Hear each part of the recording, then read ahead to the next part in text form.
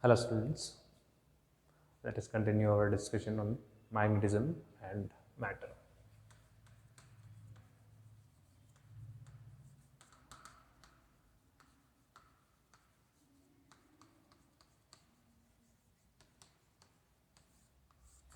In the last session, we started with few interesting experiments and discussed about the properties of a magnet, right? The magnet that we choose for the discussion is the bar magnet, right? I have given you 6 properties, out of which you must recall at least 3 properties properly, because it's an important question for board examination. Now, today in this session, let us continue for the discussion of properties of magnetic field lines. Okay, so let us see.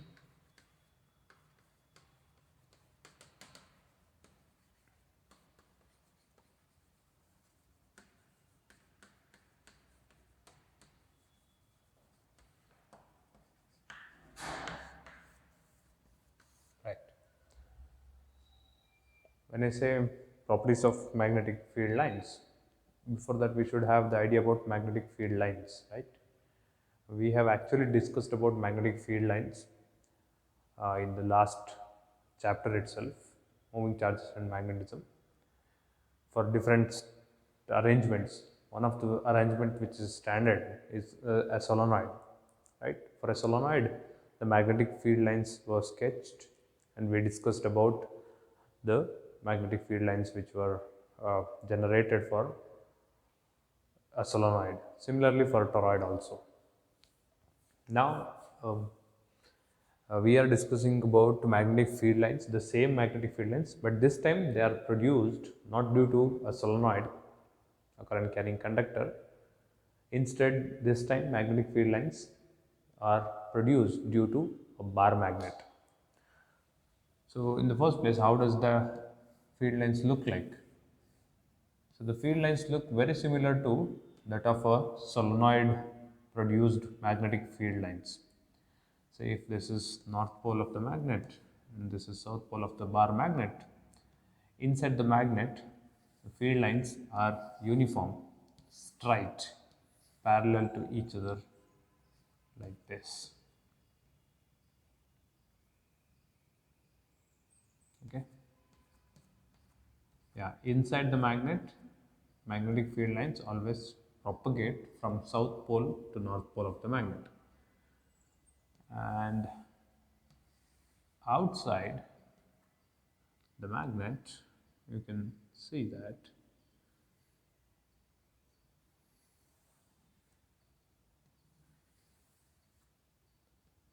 this gives an arrangement very similar to electric dipole.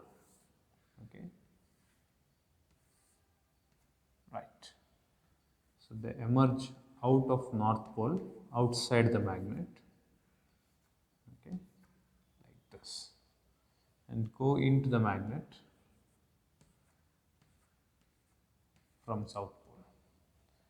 So these are the magnetic field lines as observed in the last session also for the bar magnet, right?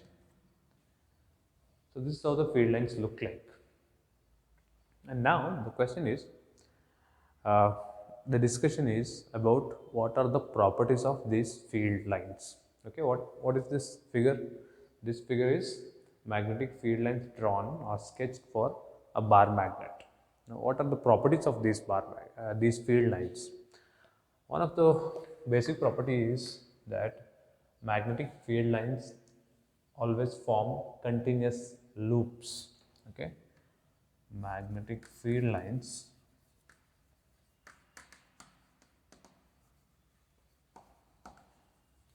form continuous loops.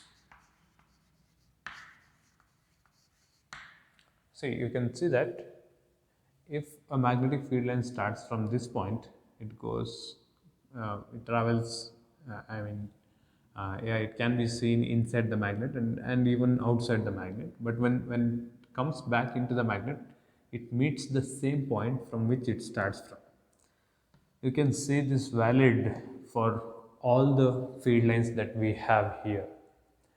Yeah, you might think, okay, what is happening to these field lines? If you sketch the field lines properly, even these field lines are also continuous. They go back to the field line in the south pole. Okay, very important point. Unlike charges, when I have a positive charge, I can expect field lines going away, simply going away, right? When I have a negative charge, I can expect field lines coming towards the charge. But here, it is somewhat like both positive and negative charge together, dipole. But even when we take dipoles, see, electric field lines, for the example of electric field line starts from positive charge, end at negative charge. That's it. It's finished. There is no loop, right? It's a straight line, always, when it comes to electric fields. But when it comes to magnetic fields, the field lines always form loops, continuous loops, no breakage. Okay? Even when we discuss the magnetic field lines due to a straight current carrying conductor in the last chapter, uh, from which we actually got Biot-Savart law. Uh, the magnetic field lines for this kind of current carrying conductors is always continuous loops surrounding it, right? Like this. Right hand thumb rule will give me the direction. So this is how magnetic field lines look like. They are also loops. Here also they are loops. So magnetic field lines always form continuous loops. A tangent. Next, what about the next point is about the direction. Say if I want direction of magnetic field at this point on the magnetic field line, I just need to draw a tangent. Okay, on at that point, a tangent drawn on the magnetic field line on the magnetic field line gives the direction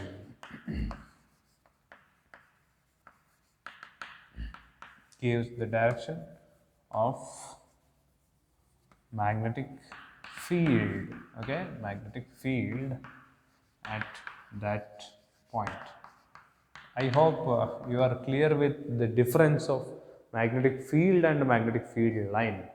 Magnetic field lines are the imaginary lines representing magnetic fields, right? Magnetic field is the area or region surrounding a magnet or a current carrying conductor or a solenoid where the magnetic effect or magnetic force can be felt by other magnets. Okay, so when I say field, it's the region, okay, or a region where magnetic field can be magnetic effect can be felt, sensed. When I say magnetic field lines, they are the imaginary lines which will give us the idea about the strength of the magnetic field, the direction of the magnetic field, and so on. So, if I want the magnetic field at any point on the field line, I just need to draw a tangent on the field line. That's it. I'll get the direction of magnetic field by drawing the tangent. Very simple. This is same. This one. So second point is same as of the electric field lines, right? Now, moving ahead, the next point or the next property is when I have two magnetic field lines, as you can see here, they never intersect with each other, isn't it? Can you observe that? So it's the third property and the second property are similar to the properties of electric field lines, right? So magnetic field lines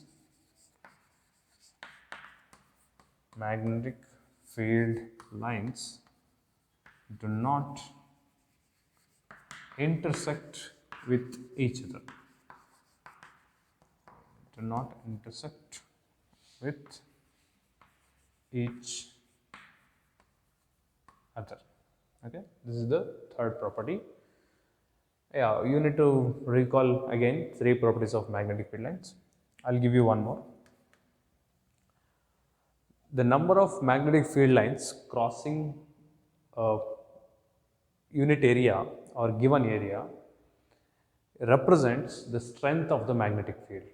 Okay, say which means that if there are more number of field lines passing through the given area, then we say magnetic field is large. If we have less number of magnetic field lines passing through a given area, then we say magnetic field is less. So that is about the fourth point which we have here. So larger the number of magnetic field lines uh, crossing the unit area, okay, larger the number of magnetic field lines crossing unit area,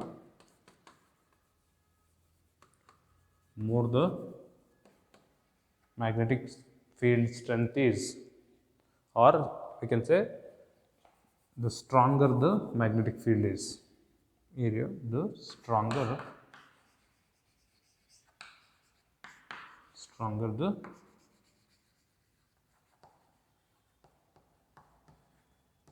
magnetic field is.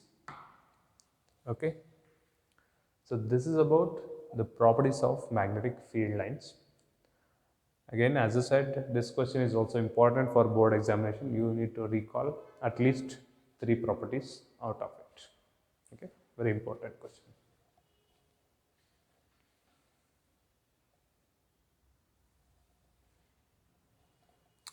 Okay, now we shall see the basic analog between magnetic field and electric field. Yes, we have discussed about it in the last chapter itself. But now in this chapter we are going to introduce an imaginary term for a bar magnet, for any magnet, but particularly we will be taking bar magnet as an example. Okay, this is an imaginary term which will help us in understanding the effect of a magnet or the magnetic field that a bar magnet can produce.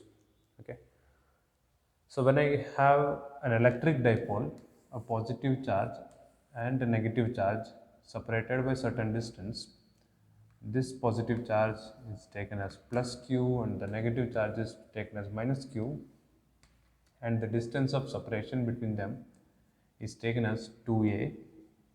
In some references they put the distance as 2l, both are same.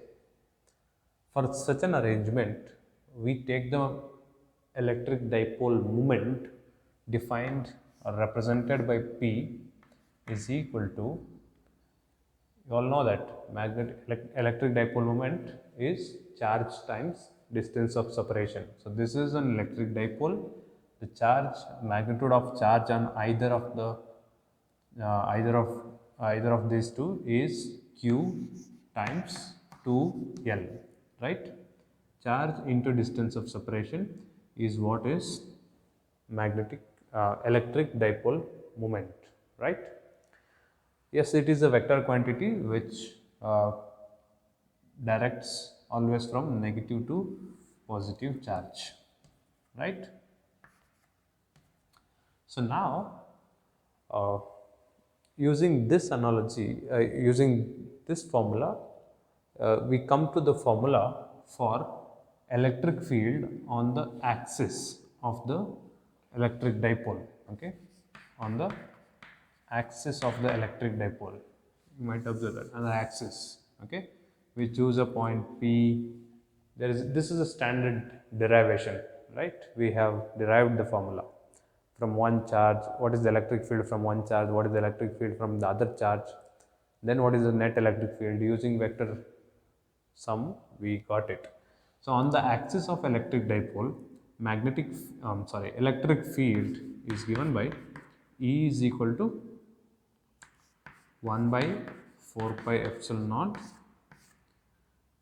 2p by r cube, right? So this is the expression for electric field on the axis of the electric dipole, isn't it? We had obtained using after the derivation.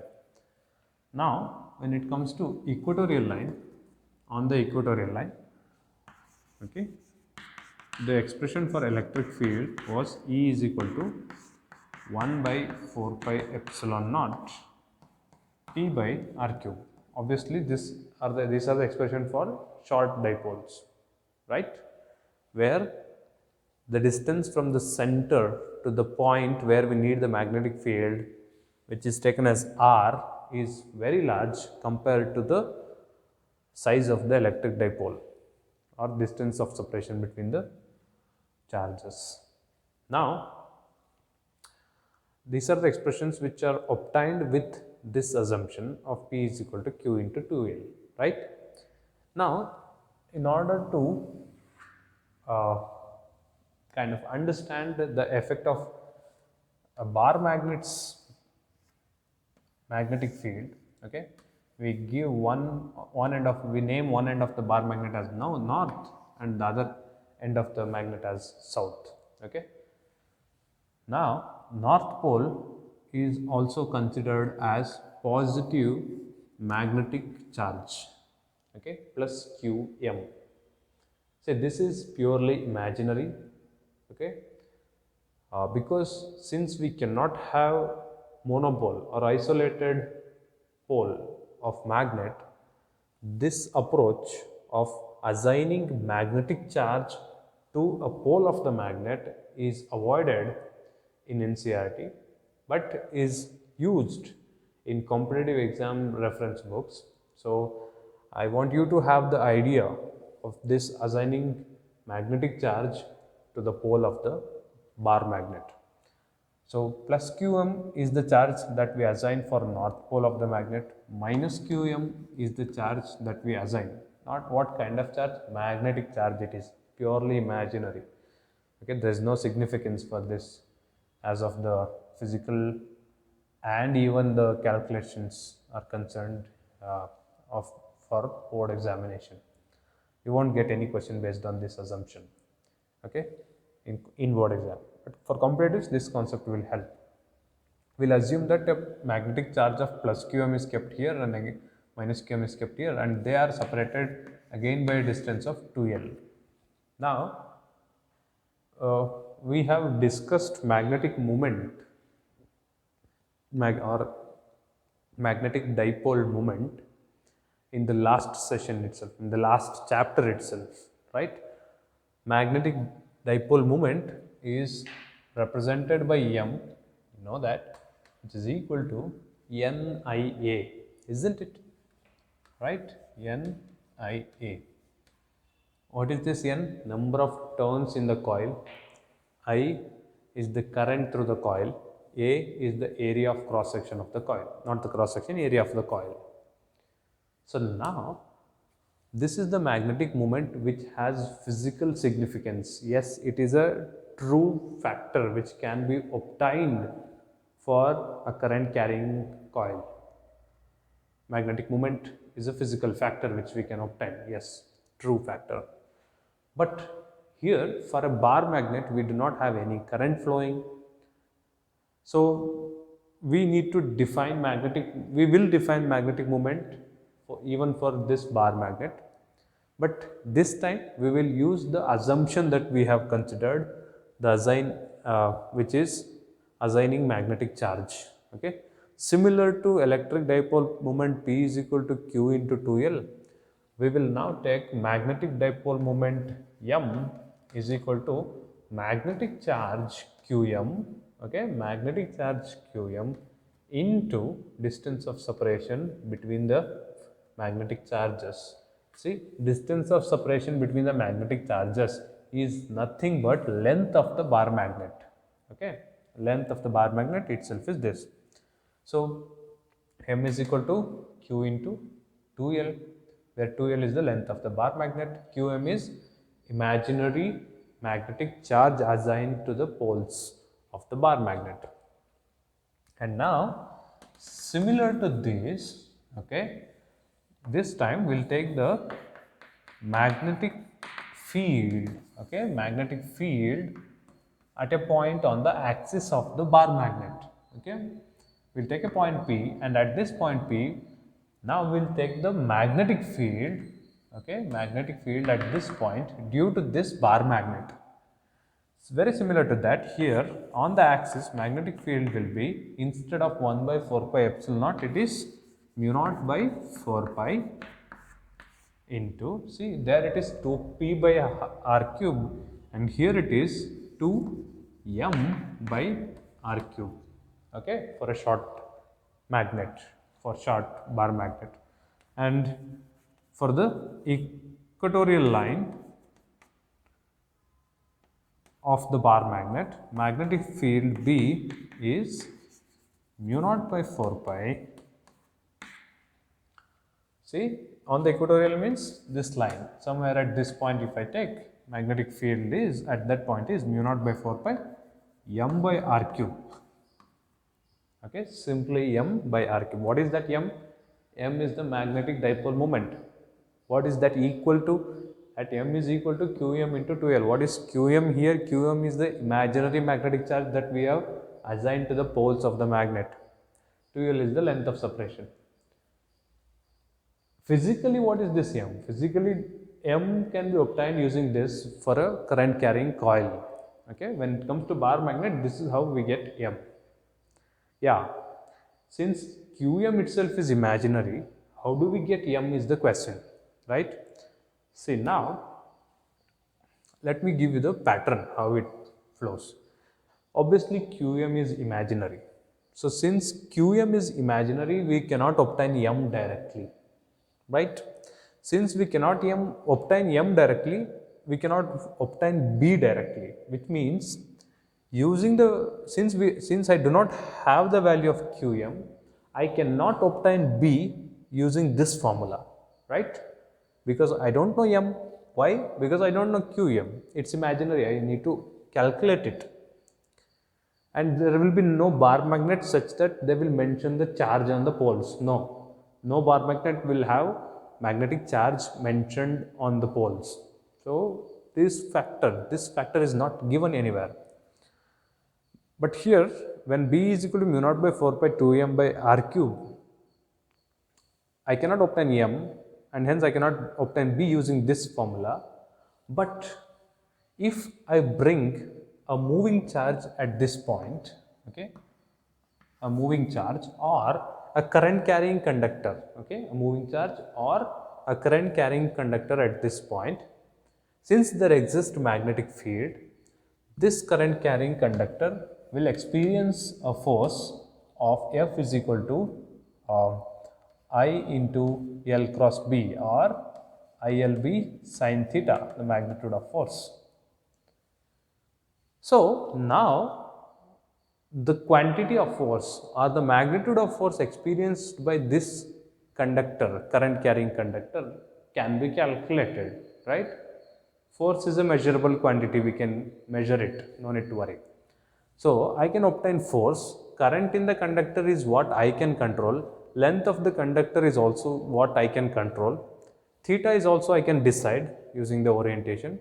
So, I know F, I can calculate F, I know I, L and theta, and hence using this formula I can obtain B, right? See, this is not the only method. Instead of this conductor, I can keep a solenoid, or I can also make a charge move in this field. Okay, there are so many factors, there are so many ways, but I am taking one of the way just as an example. So, in this example, I can obtain B from a practical calculation. So, now once I obtain B for this, I can obtain M, isn't it? And this M is a standard quantity for the given magnet, given bar magnet, because you will not change the length anyhow, you won't break the magnet, and hence once you find the M, the magnetic dipole moment for a given magnet can be fixed. Following? So now once you know the m value, you can also get the qm value. So now you have the value of a imaginary magnetic charge, and what is the use of this imaginary magnetic charge or magnetic moment. The use of getting this magnetic moment or the magnetic charge is you can use this value in any further calculations or experiments when needed. Okay. Uh, what I'm trying to say is, once the magnetic moment for a magnet is fixed, it's not fixed actually, you can calculate it using different ways as I mentioned, but once you calculate it, it's fixed. And once you fix the magnetic dipole moment for this magnet, you can use the value for calculating the magnetic dipole moment of other magnets using the force of attraction between them, or you can also make use of this knowledge to get the magnetic field at any point far away on the axis or on the equatorial line of the magnet. So there are many uses which you can get, but the knowledge will be useful for us. Okay, and this is the analogy how we connect electric uh, charges and electric field lines, magnetic charges and magnetic field lines. Clear with the approach? This formula is important for us because now we will prove a current carrying solenoid is equivalent to, same as a bar magnet. Okay, by using this expression as the bridge between them. Okay, let us prove that a solenoid is equivalent to bar magnet.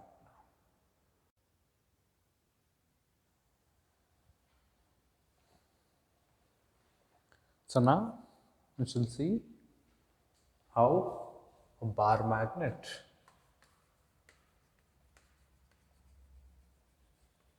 is equivalent to solenoid. Okay. Yeah, we'll be considering finite solenoid, the solenoid of finite length, okay, short length particularly.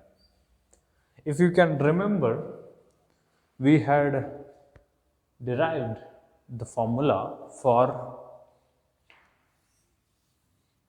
the magnetic field on the axis of a current carrying conductor or a current carrying loop on the axis of a current carrying loop, right, in the last chapter.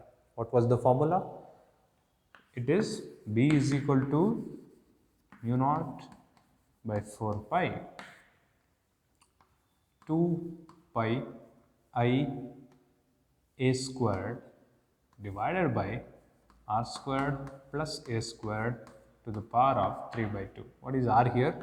R is the distance from the center of the loop to the point where we are measuring the magnetic field. A is the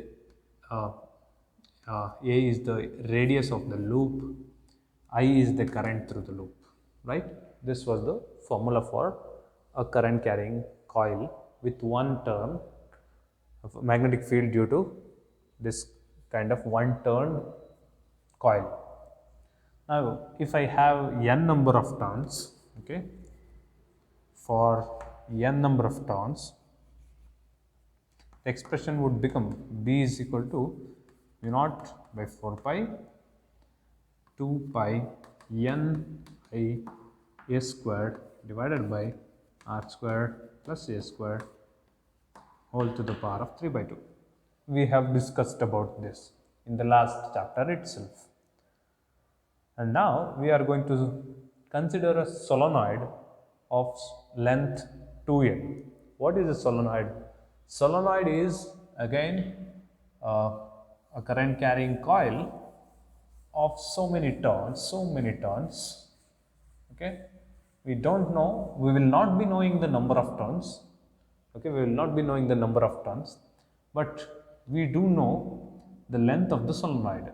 Okay, we will be knowing the length of the solenoid.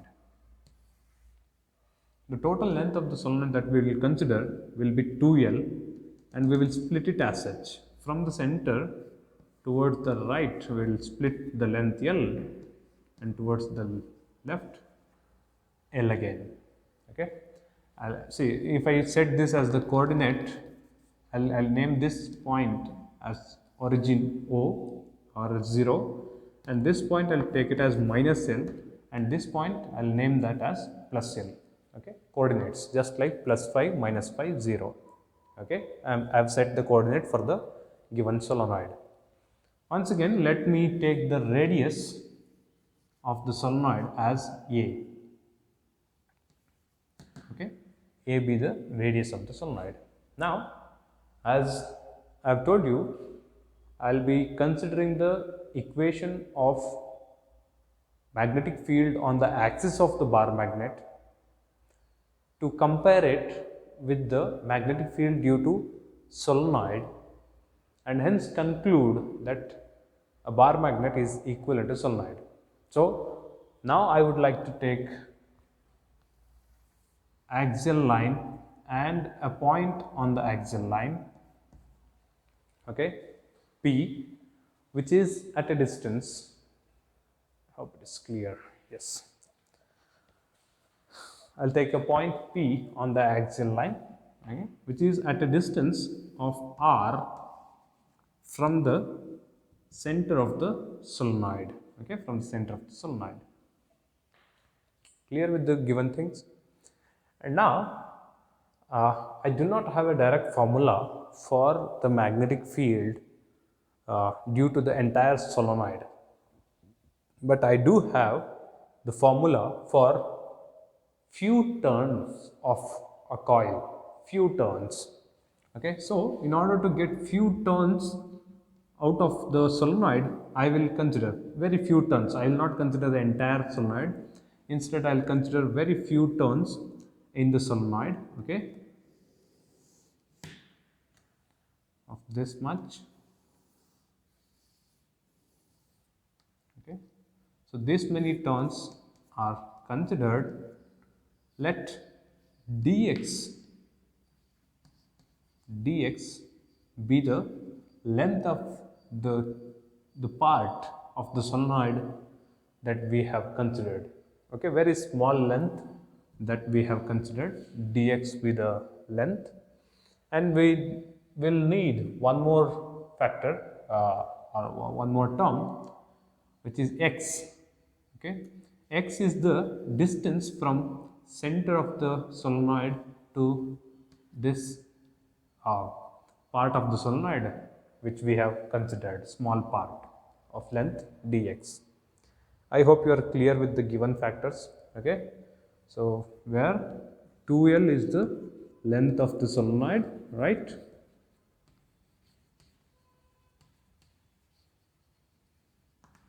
A is the area of solenoid,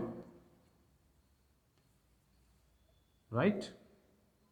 And let I be the current flowing through the solenoid. Okay, current through the solenoid. Clear?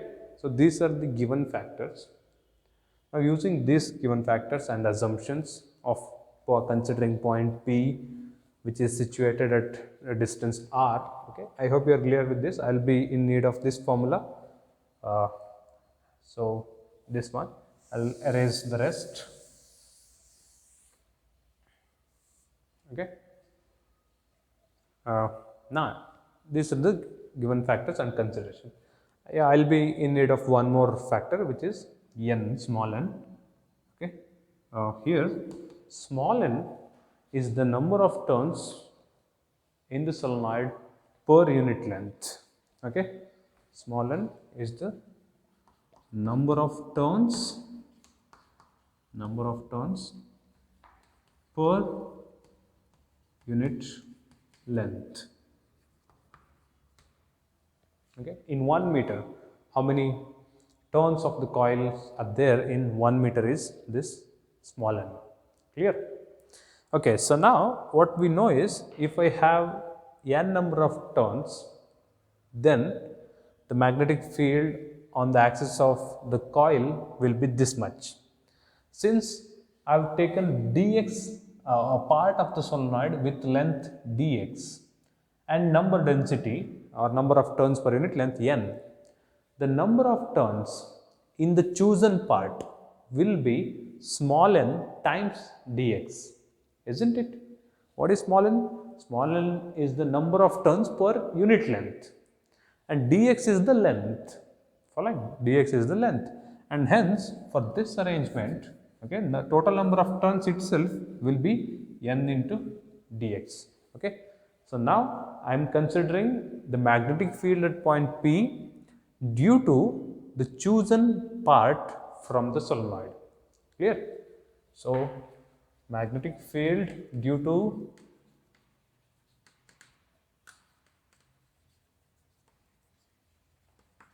element dx. Okay, let me take that as element, this part. Okay, due to this element dx of length dx, magnetic field at point P, okay, at P is given by, okay. So that would be, since it's only certain part that I have considered, let me take the magnetic field as dB, small magnetic field, because I have not yet taken the magnetic field from the total solenoid or the entire solenoid. I have just taken the magnetic field due to this part of the solenoid. So due to that part, magnetic field at point P will be dB is equal to mu naught by 4 pi. See, it follows as such, 2 pi. Capital N is number of turns in the chosen part or number of turns in the coil. See, this part just looks like a coil now of few turns. How many number of turns? Length into number of turns per unit length, right? So number of turns is n into dx, right? Number of turns. So it's 2 pi n dx I a squared. Rest everything is same. Current is I, a is the radius. Divided by, see, it's this length which is important for us. Okay, this is the distance from the coil to the point. What is this distance? This distance from the part chosen to the point is r minus x, right? So in the denominator, instead of simply r, this time it is going to be r minus x whole squared plus a squared whole to the power of 3 by 2. Clear with the formula? How we obtained it? We have chosen a small element dx of length dx with n, small n dx number of turns, and due to this part we are getting this much of field which is equal to this much. Clear? Okay. So now for a short solenoid or for a point too far from the solenoid, the situation gets as such, which means when the point goes away from the solenoid, R becomes greater, too much greater. Okay, when R becomes too much greater compared to A and L, okay, both A and L are comparable. Okay, A and L are comparable quantities, but when R becomes too much, this factor will be dominated by R and rest of the factors like x and a will be neglected, and hence I will be left only with r squared to the power of 3 by 2, which will give me simply r cube, and hence this formula drops down to dB is equal to mu naught by 4 pi 2 pi n dx I a squared divided by simply r cube.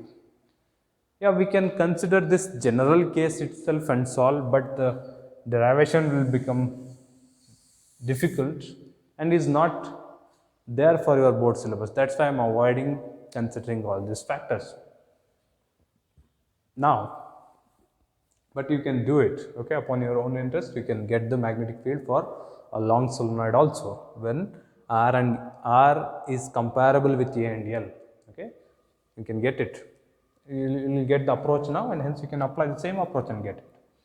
So now this is the magnetic field due to that part only due to that part, okay, the chosen part. Now magnetic field due to the entire solenoid, okay. What do we need to do? We need to integrate this, isn't it? When I integrate, I'll get the magnetic field due to the entire solenoid. So magnetic field due to entire solenoid is as follows. I just need to integrate it. So let me take that as B, which is equal to integral of dB, which is equal to integral of all these factors. So when I put integration to all these factors, all these terms, mu naught by 4 pi is a constant, 2 pi is a constant, n number of turns per unit length is a constant for the given solenoid. So that will also not change. I is also constant, which means I is not changing throughout the solenoid. Okay, you take this part, this part, this part, this part, this part. I remains same. A also remains same because it's a uniform solenoid. The solenoid is neither increasing its size or decreasing its size. A is also a constant. R is also a constant. So except dx, because dx does vary, right? I mean to say, yeah, dx, sometimes dx stays here, sometimes it can change to different points. So except dx, rest of them are all constants. So if I take them out, it's going to be mu naught by 4 pi 2 pi n I a squared by r cube, integral of simply dx. And now we do have limits for dx. See, this dx starts from this point and ends at this point, isn't it? These are the limits. Starts from minus L, ends at L, which means now, see, this is the part, okay, due to this part, this much of magnetic field is observed. Now what I'll do is, I'll take the magnetic field from this point, okay, I'll shift dx to this point, and from this point magnetic field is observed. I'll shift it to the next part, like this, magnetic field, magnetic field, magnetic field, so many dBs, adding them up. That is what I'm doing now. So dx varies from minus L to plus L, okay, minus L to plus L. Integral of dx is simply x, and upon applying the limits, it becomes mu naught by 4 pi 2 pi n I a squared by r cube into, see, if you integrate it, you'll get 2L. How do you get? I'll show it here. Integral of dx minus L to L is x. Integral of dx is x. Limits applied from minus L to plus L. So when I apply the limits, upper limit minus lower limit, minus of minus L, so it is going to be 2L, which is the total length. That's it, nothing else. Okay. So that is about the expression for magnetic field due to the entire solenoid. Okay, take them in a proper steps in the next line. So now let me compare it. Okay, what is this pi a squared? Okay, we do have few factors which are similar. Let me regroup them. I'll keep mu naught by 4 pi outside into 2 times. I have n into 2L, let me bring n into 2L together, n into 2L into I into pi a squared divided by r cube. Now look, mu naught by 4 pi remains as such. You take them in the next step, okay? 2 times. What is this small n into 2L? Small n is the number of turns per unit length. 2L is the total length of the solenoid. And now, small n into 2L will give me the total length of the solenoid, isn't it? Small n into 2L, number of turns per unit length times the total length of the solenoid will give me the total number of turns, will give me n into 2L, will give me the total number of turns in the entire solenoid, right? So it's n into 2L is capital N. What is this capital N? Capital N is total number of turns in the entire solenoid. N into I. What is this pi a squared? A is the radius, pi a squared is the area of the solenoid considered. So it's going to be NIA by R cube, right? Now look, okay. So in the diagram, this kind of diagram is not asked. This is just to represent the solenoid. This is the standard diagram which you should draw in the exam. So now, in this derivation, you can see you have a noun factor NIA. What is NIA? IA, current times the area is magnetic dipole moment. NIA is again magnetic dipole moment for the entire solenoid, isn't it? NIA, that's it. So B becomes equal to mu naught by 4 pi times 2 NIA together is M, right? 2M by R cube. What is the direction of M? Direction of M is same as the magnetic field at this point, isn't it? This itself is the direction of M. We have discussed about it in the last chapter. So now I have the expression for magnetic field on the axis, at a point on the axis of a solenoid, which is B is equal to mu naught by 4 pi 2M by R cube. And using the assumption of magnetic charge, we obtained the magnetic field on the axis of a bar magnet, which I just showed, which is same as this, okay? This is for solenoid, which we derived now, right? Which we derived now. But for the bar magnet, it was mu naught by 4 pi 2M by R cube. This is for bar magnet, right? Isn't it? This is for bar magnet. You take this calculation step in the work section. So this is for bar magnet. Look at them, they are the same expressions. So from these two expressions, I can conclude that a bar magnet is equivalent to a finite solenoid, okay? Finite solenoid. So what is the purpose of this proof? This is a standard derivation which is asked for 5 mark normally. But what is the purpose of this proof? This proof will help us in further calculations. Instead of a solenoid, now we will keep a bar magnet. We will replace the bar magnet, replace the solenoid using the bar magnet, but no other factors change in the mathematical part, except there will be no current considered, I will not be there, except rest everything remains the same. Magnetic length is 2L, area shall also be considered, everything else remains the same. Instead, there won't be current factor, that's it.